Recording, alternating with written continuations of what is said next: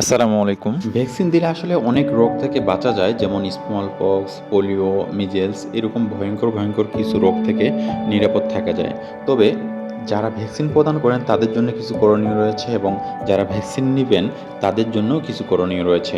আগে জানি ভ্যাকসিন দেওয়ার আগে স্বাস্থ্যকর্মীদের বা যারা ভ্যাকসিন দিবেন তাদের জন্য কি সতর্কতা মানতে হবে।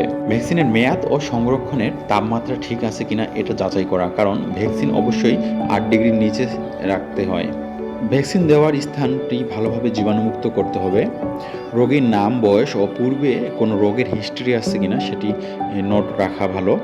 ইনজেকশন শেষে কিছুক্ষণ পর্যবেক্ষণে রাখতে পারলে ভালো, কারণ কারো শরীরে অ্যালার্জিক রিয়াকশন দেখা দিতে পারে। আর ভ্যাকসিন নেওয়ার আগে আপনার যে করণীয় কিছু রয়েছে সেটি খেয়াল রাখতে হবে।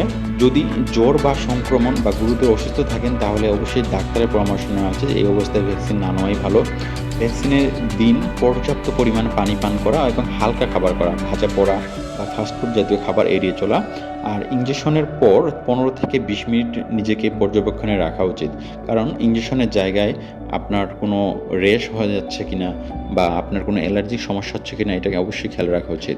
তবে ইনজেকশনের স্থানে যদি ব্যথা বা হালকা জ্বর আসে তাহলে এটা কিন্তু খুব স্বাভাবিক ব্যাপার, ভয় পাওয়ার কিছু নেই। আজকে এ পর্যন্ত। ভ্যাকসিন নিয়ে ভবিষ্যতে আরও আলোচনা হবে। আপনারা যদি চান চ্যানেলটি সাবস্ক্রাইব করে রাখতে পারেন। আর যদি কোনো কিছু জানার থাকে অবশ্যই কমেন্ট করুন।